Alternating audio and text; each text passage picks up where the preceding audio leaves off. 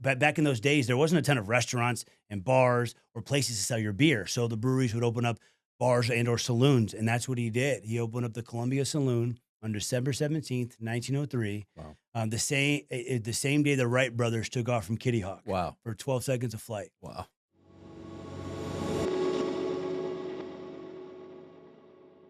We had Casey Gonzmart Jr. on the podcast today. Casey is the fifth generation of the Gonzmart family who owns Columbia Restaurant Group and also 1905 restaurant properties. So they also own Ulele and a number of other restaurants in the region and all throughout the state of Florida. It's the oldest restaurant in Florida, dating back to 1903, actually, and the oldest Spanish restaurant in the country. Their flagship in Ybor is 52,000 square feet, which is enormous. It's basically a big box store. But that's not the reason why we had him on the pod. We had Casey on because they are a fifth-generation family-owned business. And that obviously requires a lot of successful navigation in terms of generation to generation transition. Not easy to do in any industry, but especially in the restaurant business, right? So to maintain the culture and the vibe of the restaurant through transition, when each generation has that sort of that notion of adding their stamp to it, they've managed to successfully do it over the course of almost 125 years. Hopefully you get as much out of this episode as I did. Thanks, guys.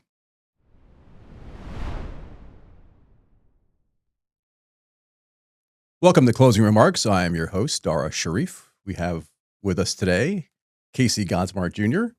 from the Columbia Restaurants. Casey, introduce yourself to our audience. Yeah. So, Dara, thank you for having me. My name is Casey Gonzmart Jr., fifth generation owner operator of Columbia Restaurant Group, or the 1905 family of restaurants, as we have expanded our reach beyond the Columbia these days. And so it's a pleasure to be here.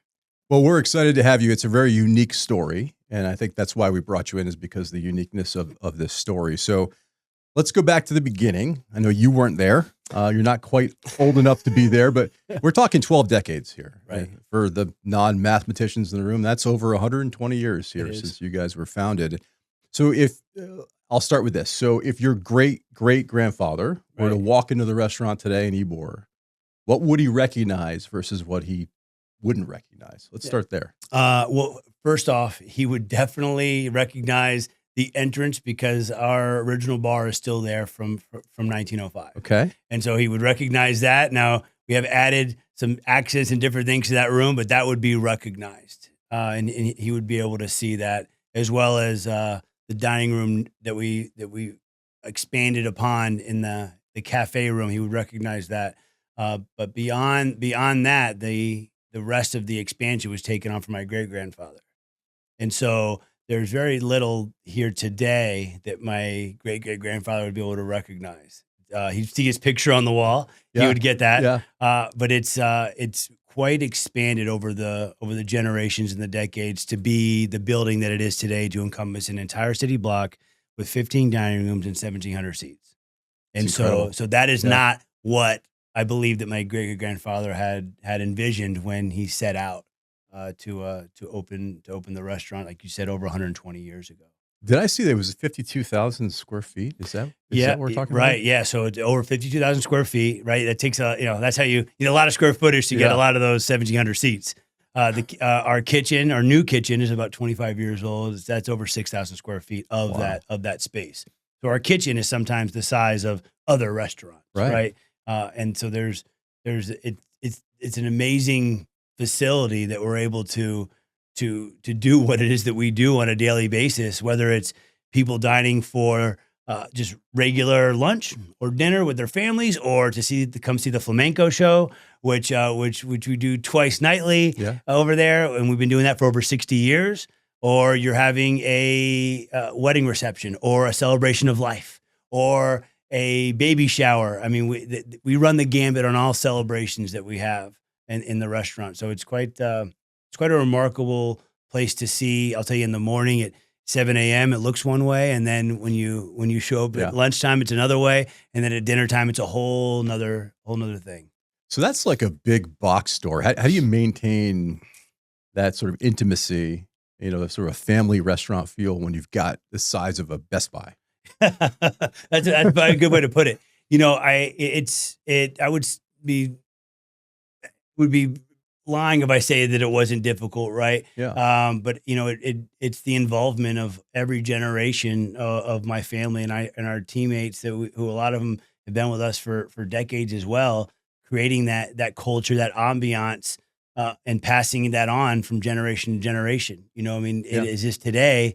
You know, me and my family, we walk the dining rooms and we walk the kitchens, and so we're involved heavily and what goes on in that building specifically is our corporate office is right next door.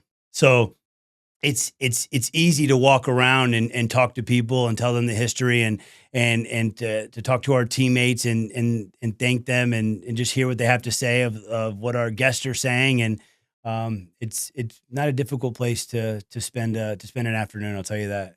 Definitely a blessing. Yeah, it's a incredible sight to see, just to actually witness it. I can't imagine being in the midst of it. So give me sort of the origin story. So let's go back to the very beginning. I know it started, predecessor started in 1903. Why don't you kind of give us that story? Well, that's a little bit of my air out of my balloon for it. Yeah, sorry. So right when my great grandfather, he came from Cuba, not knowing any English, and he had 4 sons. Wow. You know, kind of that turn of the century, but that was way before you know, Castro and all the things were happening in Cuba, right? There was no Cubans in Miami until 1958, 59, right? So this predates all of that. And at that time, there was a ton of people coming to Ybor City from Cuba, from Spain, from Italy, from Germany, from all over to Ybor City. And why were they coming there? Because there was cigars, right? Over 100 cigar factories. Yeah. And so that was what the driving force when Vicente Martinez Ybor came from Miami and Key West and moved the cigar industry over to Tampa because the ports were so great and it was an untouched area. And so he created Ybor City. And so back at that time when my great grandfather came, he didn't touch cigars. Actually, he became the manager of the Florida brewery. So he made beer. And I like to say that the main ingredient for beer is water. But that's a different piece of the story. I'll come back to that one in a second. So but back in those days, there wasn't a ton of restaurants and bars or places to sell your beer. So the breweries would open up bars and or saloons. And that's what he did. He opened up the Columbia Saloon on December 17th, 1903. Wow. The same day the Wright brothers took off from Kitty Hawk. Wow. For 12 seconds of flight. Wow. That's incredible. And I like to just make that reference when you talk about history and where we've come and how we just slingshotted the moon in 10 days and we're trying to put people on Mars and there's 10,000 satellites up in the air, right? And we're still serving the same beans and bread and beer that we have over 120 years later in the same place. It's incredible how you're talking about horses and buggies and that sort of thing. And there we still are in that corner. Just really trying to just maintain the legacy, that came before me and the others in my family. You know, it was a saloon across the street from the existing restaurant, and then that burned down about a year later, and the Columbia restaurant was opened across the street. And so that's where it is, where it started in 1905. And so we like to say that if you order a 1905 salad without tomatoes, that's a 1903 salad. So a little bit of menu secretness there. I love that. And it's pretty cool. And kind of coming full circle with that is I like to mention that water being the main ingredient for beer, and about 2.5 miles to the west of the Columbia is the old waterworks factory where the source of water for the city of Tampa was. Yeah. Well, in that same building, we have another restaurant called Ulele. Yeah. And we make beer in that building, right? Essentially the same way or from the same sources of water that my great grandfather started the whole thing over 120 years ago. And so we're still making beer and we used to make beer and we sold beer. So beer is definitely a part of our history. And so it's definitely a cool thing that we're able to, definitely able to keep that tradition. So I hearken back to the days of the 49ers, like 1849, the gold rush in San Francisco. And there were folks who were buying claims and picks and axes and shovels, and they were doing the digging. And then there were the guys who were selling the picks and the axes. Right. And the folks who who went bust were the ones who were digging, and the ones who were selling the picks and axes did the best, right? And you guys, your great-great-grandfather was the one selling the sandwiches. He was, and right? selling the beer and saw that as an opportunity. He did, right? Because there were so many cigar workers there, and they needed a place to be able to get their sandwiches. I mean, at one point, the restaurant was open 24 hours a day because it was just because cigars were being rolled all the time, and they needed somewhere to get their beer or their coffee and espresso or their sandwiches or their soups and that sort of thing. And so that's what it started out being, and through the generations, we just expanded upon the menu. I mean, the fact that we've been around through all the different stages that has happened in the world when you're talking about Prohibition, right? You're talking about World War I, World War II, the Great Depression, right? Spanish flu, all of these different things that could have taken us out at any time. It didn't, and we've had a lot of great people that have worked with us, that being able to, my great grandfather was able to get a loan from one of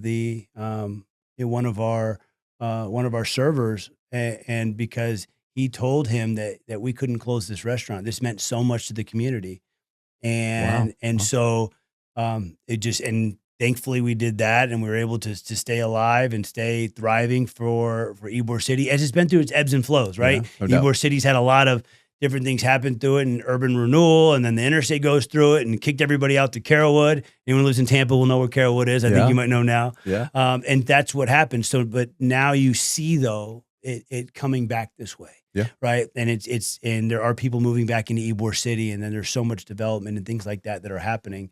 We're just blessed to continuously be, that constant anchor in Ybor City, and give people, hope still today that hey, we're not going anywhere, and we're going to be here, and we've been here through the thick and the thin, right? And we'll continue to be here as Ybor City, gets into its next level, next genre of people that live there. So it's going to be a great next 10 years. I'll tell you that. Well, we're looking forward to it. So restaurants are such a risky asset class as it stands, right? And a family business that goes 5 generations separate from the risk of a restaurant is unlikely these days. So putting those two together, like how did your family navigate all of these incredible generational transitions? Right. Because you see what the restaurant is today versus where it was when it started. And it seemed like in my research, every generation put their stamp on it. Right. So the musical piece came from, I think it was it Caesar? Yeah, Caesar, right? My grandfather, right? So every single generation put their stamp on it, but without changing sort of that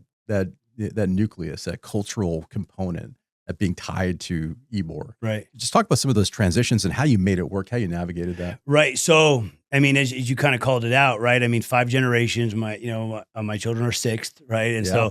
And so that's rare air. We know that, right? There's a small handful of individuals that have, been able to survive, especially in the restaurant industry, to be around and owned in the same place by the same family.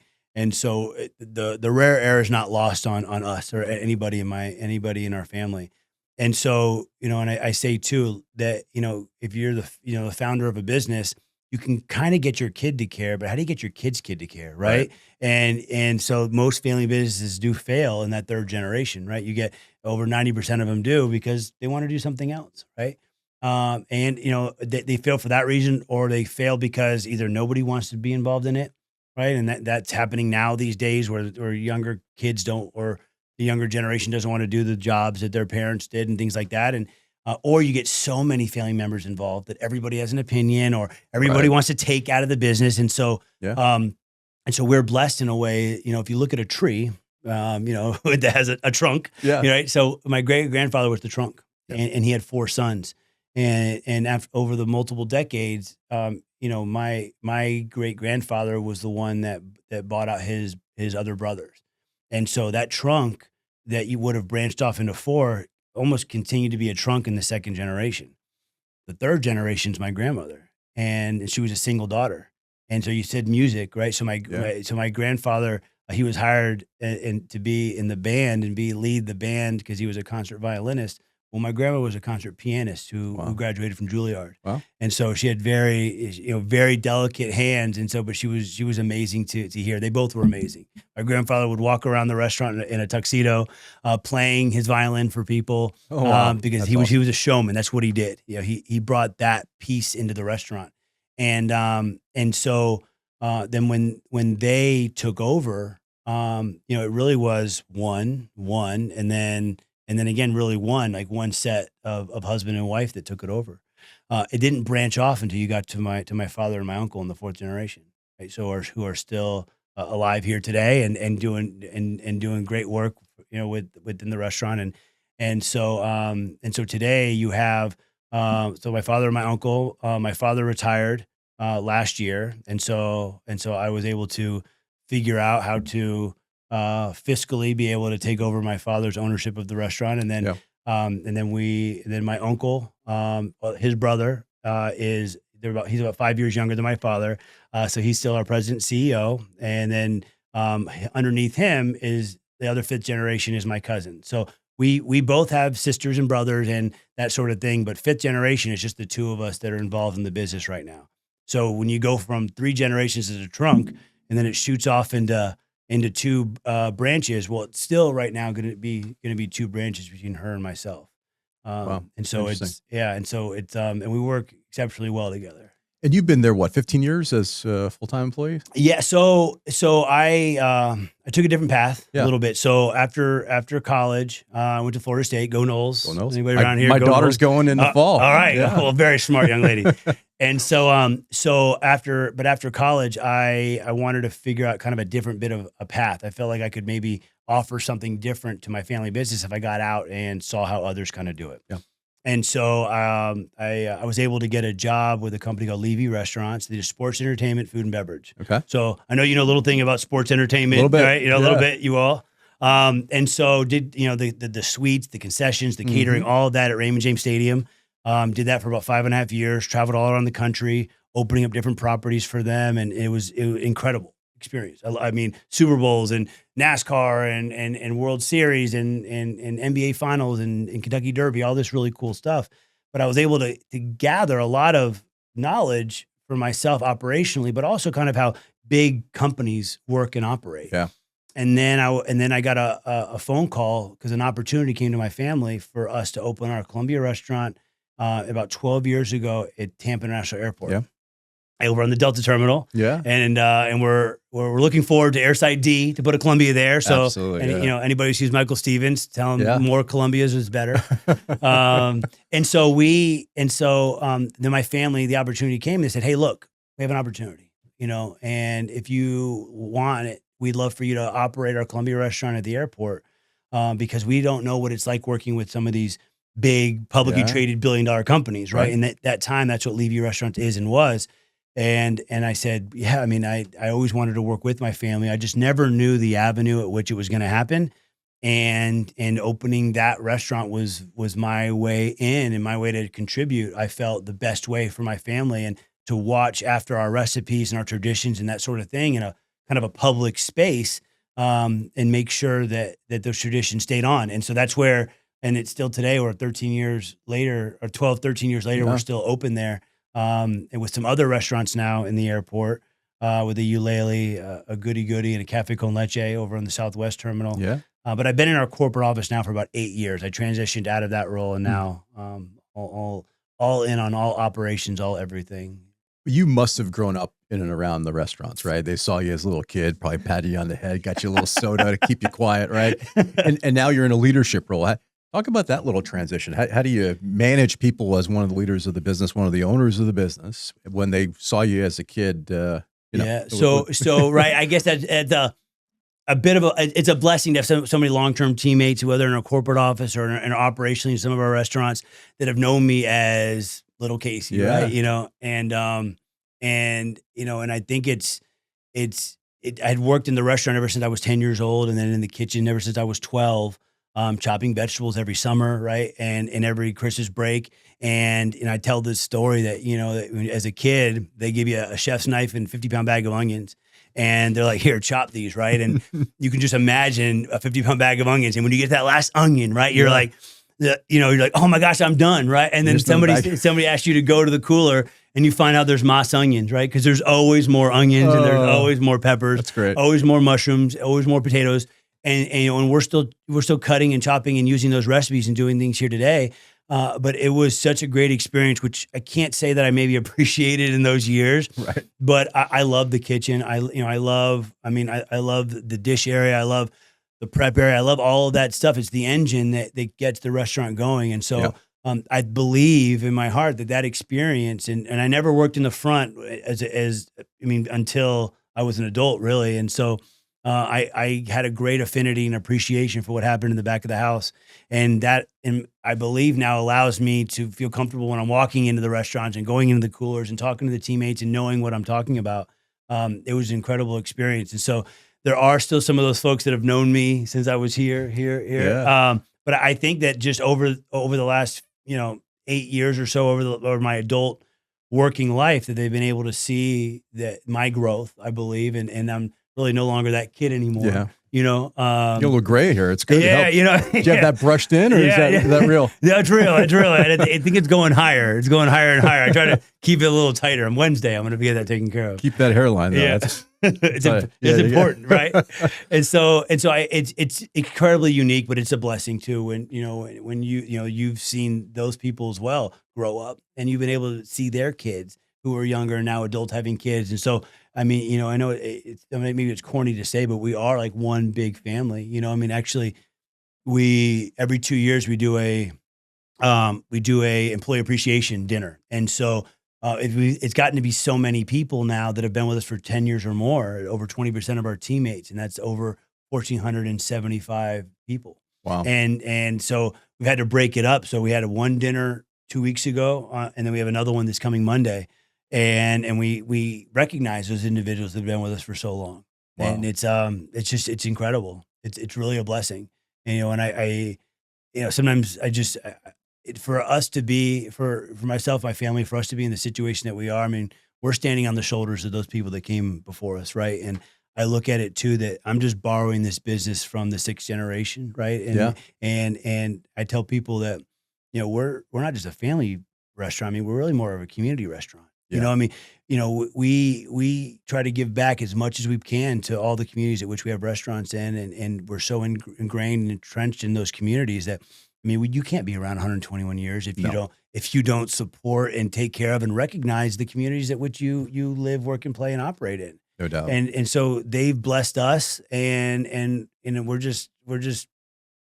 I hate to keep using the word blessed, but that's the only word that I can use. We're blessed and fortunate to be in the business that we are, but it doesn't just happen, right? You have to continuously operate. You have to continuously be involved, and that's where ownership wise we're involved. We're involved in every decision all day, every day. There's not anything that doesn't happen that we're not involved in some of those things. Even myself, sometimes I get down in some of the micro details that I maybe shouldn't. Yeah.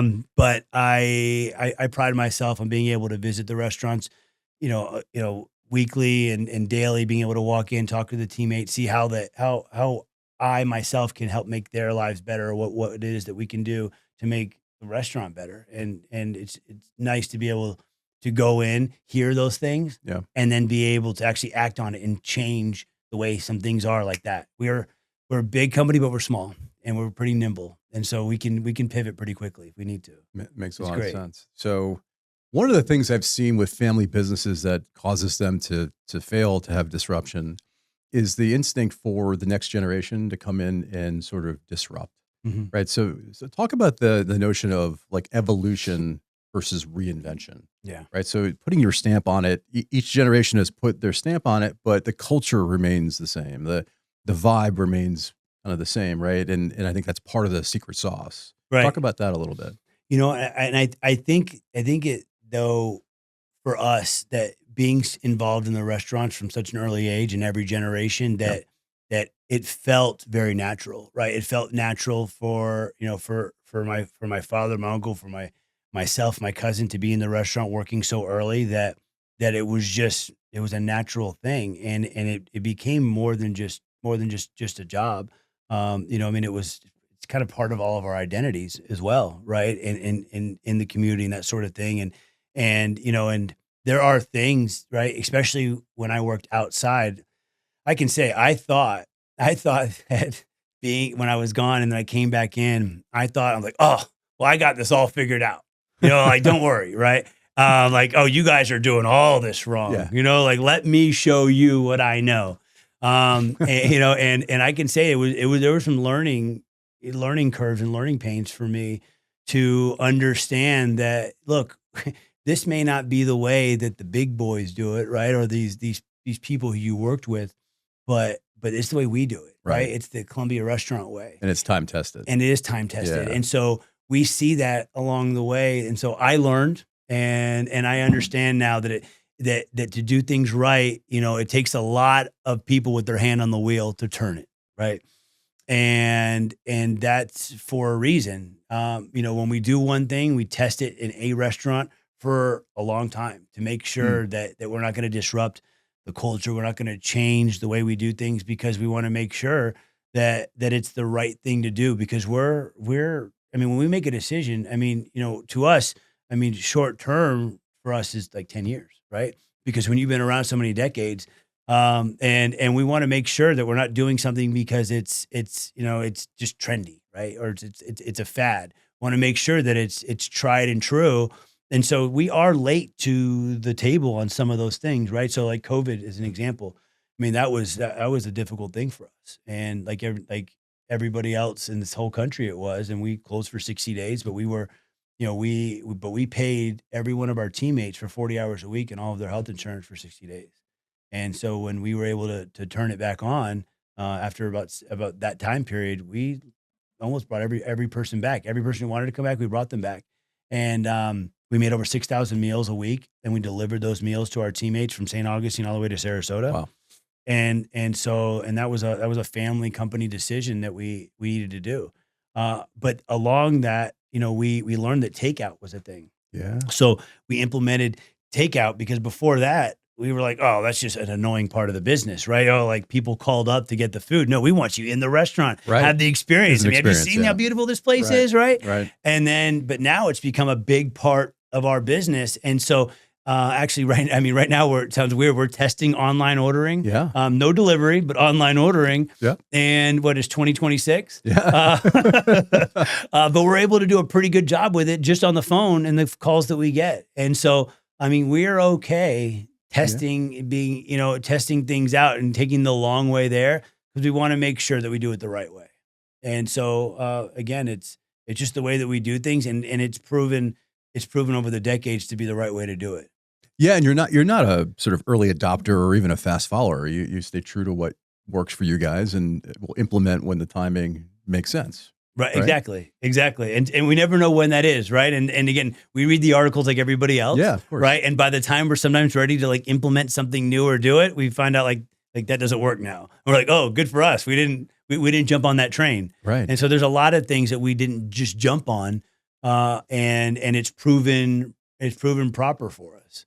The right way to do it. And you guys are obviously, you're good at taking in new facts on the ground and adapting. One of the stories you told me when we had coffee several months back was about the air conditioning story. So I don't want to blow the story. I'm going to let you tell the story. So tell me about how one of your was it great grandfather? Yeah, my great grandfather. Right. Yeah. So right in the early 30s, you had it was that Great Depression time. It was tough, right? And so taking out a loan at that time was maybe not the most informed thing to do. Right. But he saw the Tampa Theater was the first place in Tampa that had air conditioning, and now, you can't imagine your life without it. So everybody was gravitating towards that place and that thing. So we were the first air conditioned room in Tampa, and our Don Quixote dining room. It's the dining room. When you walk into the restaurant from the main entrance, you see a big chandelier. Yeah. Right. So, and with portraits of Don Quixote all over the walls.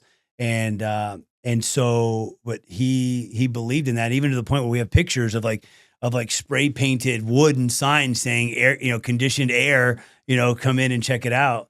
And so, and in those days too, everybody was dressed just as nice as you are, with a tie, a hat, right? It was even sweating, right? Sweating. And so he found a niche and found people that wanted to come dine even more. Because before that, what did you have? You just had just a hot room. Yeah. Right. And so maybe there were some fans here or there, but to put conditioned air. And then 2 years later, opened up our patio dining room. And actually that dining room at that time that had an open ceiling or an open roof, which has since been closed up because having an open roof in Florida with the rain and the different things and the air conditioning flowing out of the roof wasn't a great idea. But we a little bit ahead of our time. You know, maybe that was one of the first things we were innovators on. Yeah. And we do try to be innovative and think of some of those things. But we do try to not pivot so quickly when we see other things going on in the industry. Well, you're not chasing a trend, right? But you see an idea and you jump on it. I mean, back then you're thinking, mid-30s, people don't have air conditioning in their homes. Right. So it's like, I am sweating in my chair. I'm going to go out to eat and sit and cool. Right. I mean, it's as simple. I mean, it was like a novelty, right? Yeah. I mean, I can't imagine. I mean, none of us were around at that time, but you could just imagine people, saying, "Hey, do you want to go see a movie or go have dinner at the Columbia tonight?" Those are our only two options. That's it, right? And then I'm sure it was a hopping place to be back then. I wish I could have seen what it was. And I wonder if it was just like a big block of ice and a fan. I mean, I wonder what the technology was. I mean, that's pretty much, I believe, what it was that they had. My understanding is that's it wasn't what it is today. Right. I mean, it was pretty much that sort of system. But however, they cooled it down, and I don't think it got cooled down to what it is today. I think you're talking about taking about 10 degrees the edge off. Yeah. And that's enough. I'll tell you, it's enough. An Ybor in July, it can be enough. August, yeah, it sure can be enough. Yeah. So, talk about sort of the parallels of the evolution, the growth dynamics of Ybor, Tampa, and Columbia. Do they mirror each other? Was there a lag in some way? Talk about how the growth of those. Yeah. So really, I mean, if you think about the growth of Ybor City, I mean, it grew and grew and grew.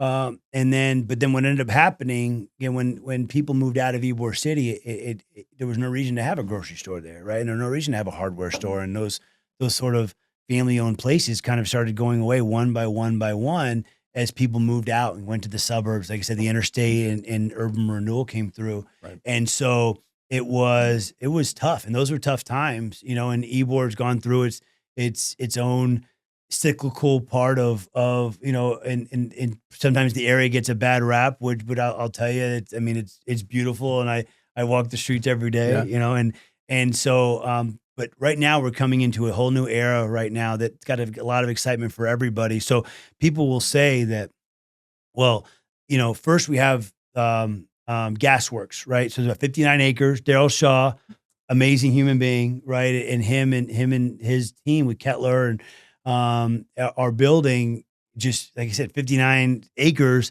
over there on the west side, right before you get into Ybor City over on Nuccio Parkway. Yeah. Mixed use, right? I mean, there's condos, there's apartments, there's going to be plethora of retail stores over there, there's parks, mixed use, this, that, offices. I mean, it's just going to be an incredible space, and they've just really scratched the surface on what they're doing over there.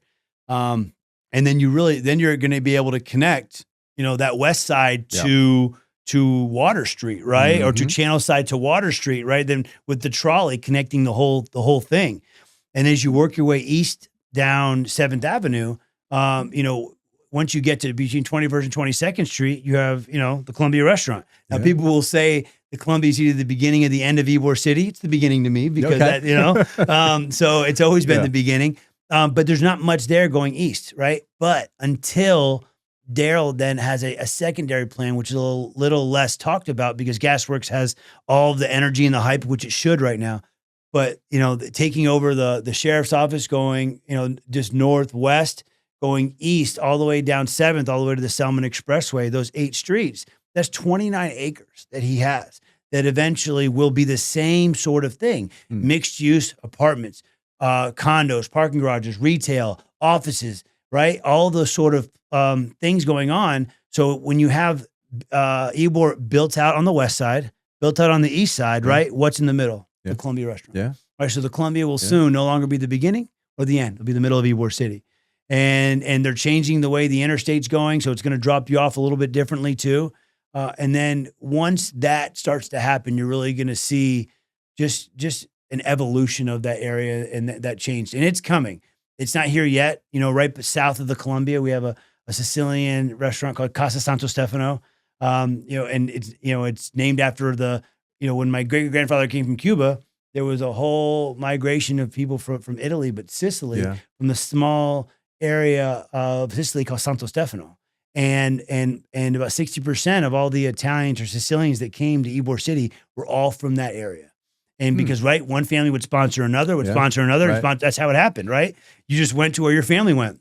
And so that restaurant is to pay homage to those Sicilians that came here. And so inside the restaurant, there's Sicilian decor, and there's painted lava rock from Mount Etna. Yeah. And then there's pictures from people from all over Sicily, of people from Tampa with their family, and either in Sicily or in Tampa, that they sent, that families from all around Tampa gave us their family portraits, and we put them up in the restaurant. Oh, wow. And so we did our little part, starting to get the east side of Ybor City going with our restaurant there, and it's just going to continue. It's just, once it goes, it's just going to continue going, and it's going to be an amazing thing to see. There also is 29 acres on the harbor. Yeah. I'm not quite sure what that's going to look like. There was one point that there was maybe a baseball team that was supposed to go over there. I think that I'm not sure what's happening with that. Stay out of that one. Whatever happens. But that's going to be a whole nother just changing to the area, right? Where it's an industrial ship cleaning, building, or fixing up place is going to be, a harbor with boats and other apartments and condos on the water. And so, this whole area, you're not going to recognize Tampa, Ybor City, Channelside area, Water Street. It's just going to be amazing over the next decade or so. And we're excited to be a part of it. We have our little area, we're working on, opening a Sicilian Italian market. But we're waiting for the right time to be able to do that. Oh. We need there to be some action over there on the east side. It needs to operate where people live, work, and play in. So it needs to be a place that people come to every day, not just a weekend hotspot. And so we have our areas that we're ready to act on when we get some of the growth happening over there on the east side. But we're patient. We can wait. We're not in a rush. You're not going anywhere. We're not going anywhere. No, absolutely not. Been here a century and a quarter. So yes, sir. Public-private partnership is a big part of this development work, right? You guys are so central to what's happened in Armature Works, Ulele, and the like. Talk about sort of how you cultivate, the public-private partnership, which is not an easy nut to crack. No, it's not easy. And so, I like to tell people that Ulele is next to, Armature Works is next to Ulele. Yeah. Right. Because we were there 3 years before. Yeah. Not hours, 3 years before. And so that was, and that was honestly, like you said, a public-private partnership. And I like to tell people too that, in that building, again, it was dilapidated, right? It was on the corner where the city of Tampa did their cable, which was really nothing. And then it was dilapidated, and there was nothing happening there. It used to be a police fill station at one point, and it was just nothing happened in that area, right? And so the city put out an RFP, request for proposal, right? Open to anybody, right? How many people do you think bid on that RFP for that building? 1? 2, actually. Okay, yeah, that's okay. Yeah, right. But if I Not asked you 12 years later, if that building were to come up to RFP, right? How many people would bid on it? Right. All of them. You're right. You get thousands of people that want to do it, right? But at that time, and you got to give credit where credit's due. My uncle had a vision, and I guess everybody at that time, I wasn't involved in my family working with them at that time, was not proponents of that idea, or not as sure of that space. And the restaurant has far exceeded the expectations in that space. And we're here we go blessed, right? But we felt that we were a catalyst for that whole Tampa Heights area. No doubt. Because had we not done that, I don't know. Eventually life would have probably figured itself out, or somebody would have done something. But we know the people that for Armature would bring people into Ulele and show them the restaurant and the investors and things, and show them what this opportunity had, right? And then the city built a park right next door, Waterworks Park, and it's beautiful. And so we are fans of public-private partnerships, and I think that those sort of things are necessary, to make some big things happen, right? I can't even get down to transportation road with you, right? Which is, Right. but those sort of things are necessary because the city and the government and things, they can't do it all themselves. And if you find people, if you find people that believe in the community and believe in the area and have all the best of intentions, which I feel that we do whenever we do anything, then it's a perfect match. And we just want to see Tampa grow. We just want to see people better themselves. We just want the best for our city, our town, and whatever we can do to be a part of that. And so any opportunities that present themselves, we've talked about throwing our name in different opportunities, but it's I think it's integral part of for communities to grow, to have that private public partnership, because you can't, sometimes government does get it in its own way. Yes. Sometimes, I mean, usually they're perfect. And Usually, they're very efficient. They got it all figured out, right? But sometimes you need a business person to come in Yeah. and say, hey, look, here's a different way of looking at it, right? And here's how I would do it. And so I think the more of that we can have, right, is given that those individuals have the right intentions, I'm all for that sort of collaboration for sure. So where does the vision come from? I mean, is it because you guys have been here so long that you can kind of see it before it actually happens? Because betting on Ulele in that area 3 years before armature works really gets going, that's a big swing. Yeah, no, it was a big swing, and and my uncle will tell anybody that even our CFO thought that he was nuts, Mad. right? And then I know that you talked to my father. My father said he had to be convinced, and he still really wasn't sure. But it, the vision showed true, and we've been able to do great over there, and now we're working on a plan to expand that restaurant where that used to be the cable building. It's underutilized. We office out of there and do some other things, and so we're trying to figure out what we can do on that corner of Highland and 7th to really elevate what Ulele is, and to expand our kitchen, our dining, right? It gets hot from time to time. And so we're trying to figure out how we can cover some more area and maybe put a banquet space within there. Cause that's one of the things that's missing within that restaurant, is our ability to be able to do kind of bigger events and sort of things. So we're on the drawing board of coming up with plans to be able to kind of to work and expand upon that restaurant and what it has done for the area. But it's got to be the right move. It's got to be tasteful and right and fit. Yeah. And we don't want to do something just to do it. We want to make sure it's the right move. And so, but that's really how we've gone about everything. Is that nothing we've done has been knee jerk. So we keep tossing different thoughts and ideas around. And so when we're ready, we'll announce how that'll go. But there will be some expansion within that building. We're just again, we're excited. And when you look, I mean, there's a lot still to be done within that area in itself. And so that whole Tampa Heights area is still booming and growing, and so there's a lot more growth that we have had there. And then obviously we talk about Ybor City and Tampa in general. I mean, there's a whole West Shore district. I don't know what's going on with the mall or whatever they're doing with that. I mean, there's a lot of pockets in our community. I mean, in let's say the Rays do go in Hillsborough County at HCC. I mean, there's a lot of growth going on in just a short area. If you draw a circle of probably 7 miles in diameter, draw a circle. There's a lot going on in this town. So there's a lot to be excited about. There's a lot of hope, a lot of opportunity, and we're just going to do our part, whatever that is, whatever we have to do to help contribute to the success of this town, the city that we all work, live, and play in. We're all for it. Yeah, and you certainly put your money and your time where your mouth is. So we certainly appreciate that. As if I can speak for the region, I don't know if I've been appointed someone who can do that. Go but ahead. I'm going to do it. Tell me. We certainly appreciate all that you guys have done. So this is the point in the podcast where we sort of pivot a little bit. And so we've gone through your narrative, your story. It's an incredibly rich story. This is where you start sharing some of your wisdom. Although we've gotten some wisdom along the way, I think. There's a couple grays in here. I think I may have a couple nuggets. Yeah. So what's first question I'd ask in this little segment here is, what's the one thing you believed early in your career that you no longer believe today? I used to think, I guess, in a way that the work was I think almost before I worked with my family, I thought it was maybe a lot more difficult, I'd say.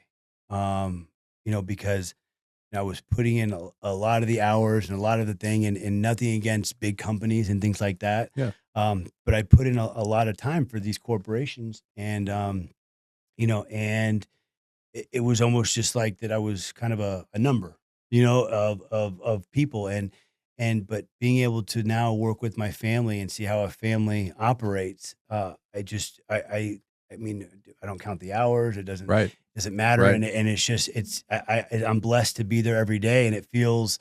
I mean, not only does it feel like home, but I mean, the entire team there feels like family, and I just it it's we're making a difference, right? And that's, and I think and you maybe don't feel that way when you are working for some of these other companies. I mean, we work with over 150 nonprofits in the communities at which we operate in, Wow. and we have an employee relief fund, that we are able to help take care of our teammates who are going through specific trials and tribulations or health things, and I mean, it runs the gamut.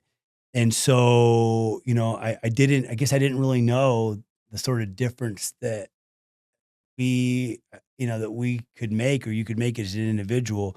But now I see it, and I see it in the teammates, and I see what we're able to do. And at these, I mean, and when you go into the restaurants and you see the difference that you're able to make in some people's lives, and it just, it's more than a job. It's more than a job, and I didn't know early on that I could have that sort of feeling about what it is that I do every day, and I'm blessed for that. That makes a Yeah. lot of sense. So we work with folks like yourself, but who are looking to transition out of the business. But we also know that there are a lot of folks who want to pass that business on to the next generation. Mhm. It's not as easy as they might think, as you guys would probably know better than anybody. Right. So what would be the piece of advice you'd give to someone contemplating sort of a transition to the next generation versus maybe potentially selling the business? Any So advice you might have? yeah, so for us, and I can say that I think early on,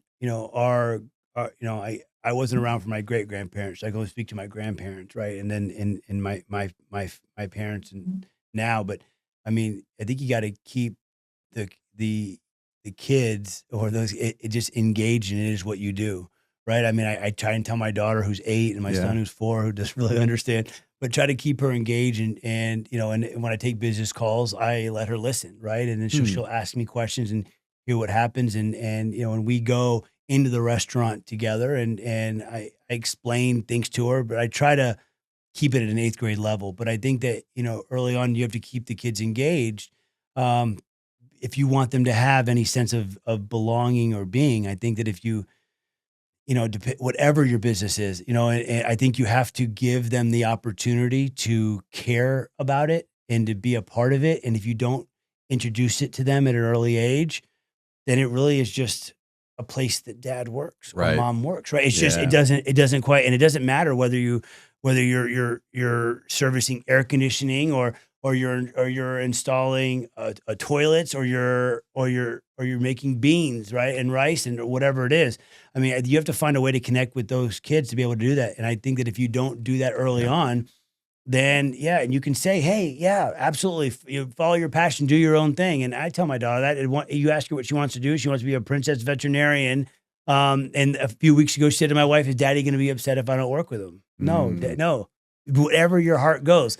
But I feel like if I don't expose Yeah. my children, I can only speak for myself, my children, to what that's like, and for them, because they got to feel it and hear. It's Yeah. got to be, especially if it's a family business, you got to feel it and hear.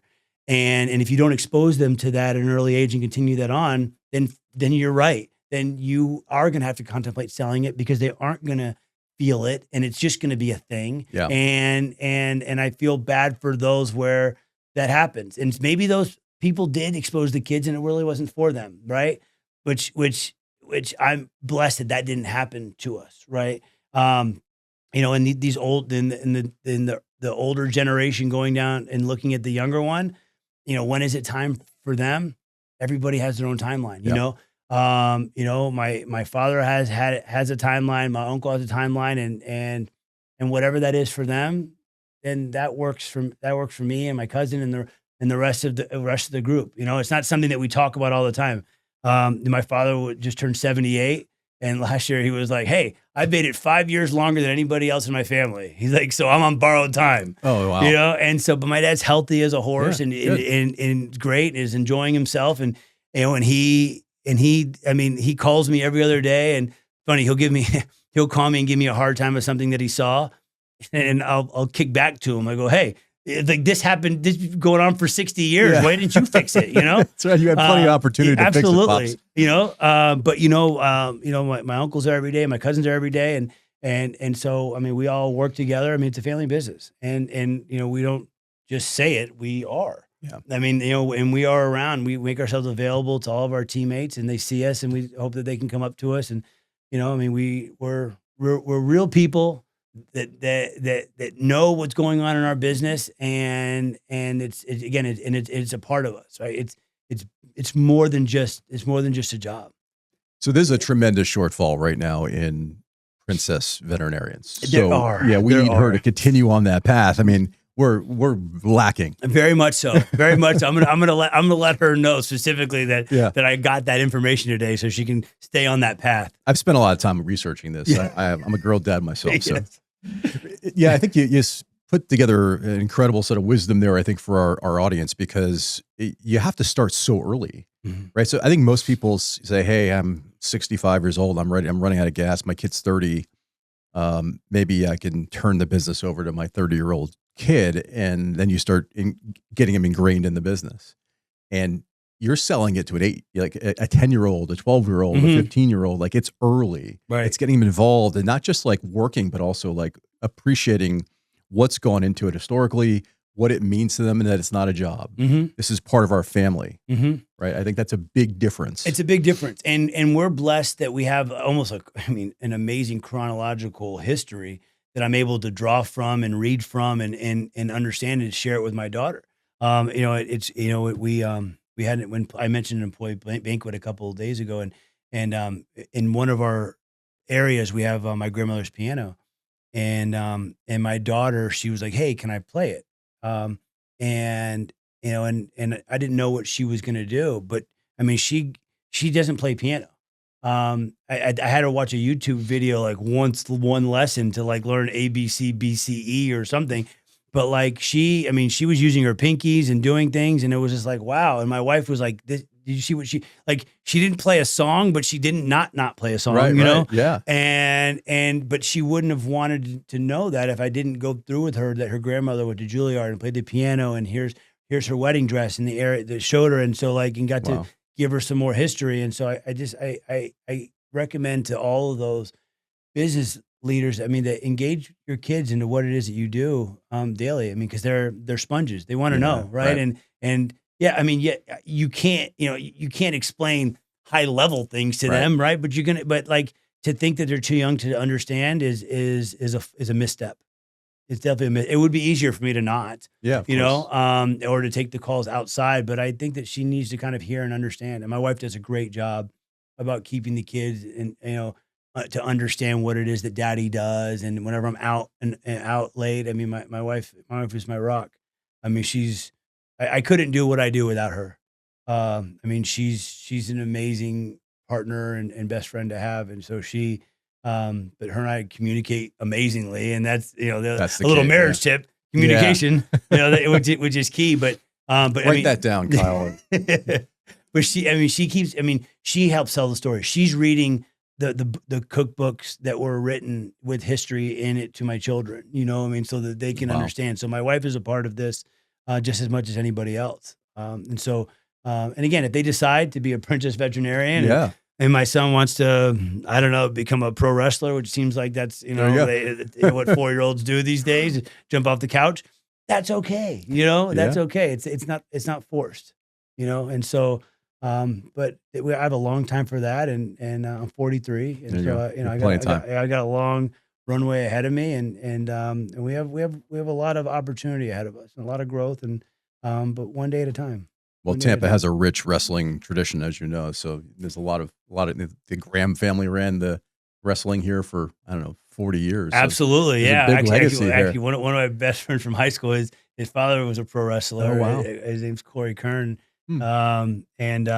His father's name is Steve Kern, which I didn't even expect to be able to say that. But Corey would tell us all the different times his dad would have all the wrestlers over at his house, and so yeah. I mean they're all in Clearwater, and so I'm gonna have to let him know to listen to this. There you go. I'm expected to get a shout out about wrestling today. Well, we had Thad Bullard on a couple weeks back, or maybe a month ago. So yeah, he's an amazing man, right? I mean, I mean, philanthropically too. Yeah, He believes in so many great things and puts his heart and his dedication and efforts into so many different charities around town. He does. I mean, he's the epitome of like what the right thing to do if you have the voice and you have the know-how. He lends himself to all the right causes and does the right thing. And as long as you do the right thing every day, I believe good things will happen to you. Yeah, he's a great ambassador for the region. Like, you watch that guy run around all the suites at a hockey game or a football game. It's like he runs a 4.740 just going from suite to suite. I know, right? It's incredible. And he is a Florida Gator. So he is a Gator. I know. Yeah. And he's not big on the Florida State Knolls. I played in a tournament he hosted. I don't know if you play in his. I did not. Yeah. No. I wasn't. He had a lot of Canes and a lot of Gators there as well. So he was talking trash constantly. He underrepresents us. It's okay though. He doesn't. I can forgive it because he does a lot of great things for Tampa. So in the region, like you forgive mentioned. that trespass. It's okay. Sure. Yeah. So last question. So what's the next chapter look like for the Gonzmarts, for Columbia Restaurant, for Casey Jr., for everyone? Yeah. So we have a lot of opportunities within our own backyard. And so. We have a building across the street from the Columbia Ybor City. It's a 3-story building, and so we have different thoughts and ideas about what we're going to be able to put into that building. And so, but we're ready to go once we told Daryl we got to see one excavator and we're ready to rock, right? Okay. I mentioned a market that's again right down the street, and then expanding Ulele and doing things with that. We have a property in Sarasota where we have our 2 restaurants down there. Yeah. And we were able to purchase that building after being the oldest restaurant in Florida and being basically a lease tenant till 2020, and we're able to get that building. And so we're having conversations about what to do on the second floor and expanding that restaurant. And then in St. Augustine, we've been there since 1983. Yeah. Being able to extend and maybe do a tapas bar restaurant right there on St. George Street. So, I mean, really, even within the fabric of our own properties that we have, we don't have to go very far to be able to make a difference within our communities. And so we're just trying to figure out which one that we want to do, because the opportunities, there's so many and we can't do them all at once. So I don't know, stay tuned. We have a lot of irons in the fire. We're just not sure which one's going to pull out first, but we talk about it daily.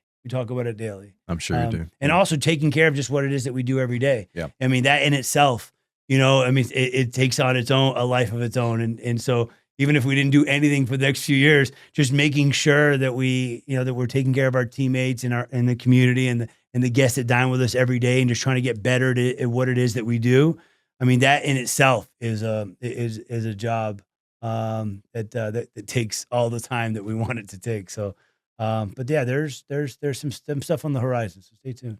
I will. I think we'll all stay tuned and appreciate you coming on the podcast today and telling the story of one of the most impressive families in our region. You're very kind. Oldest restaurant in Florida. I think the oldest Spanish restaurant in the country. In the country, and the largest Spanish restaurant in the world. Wow, that's incredible. What a soundbite there. Right? Clip that one. Yeah, clip that. Well, thanks for coming on. Appreciate that. And thank you.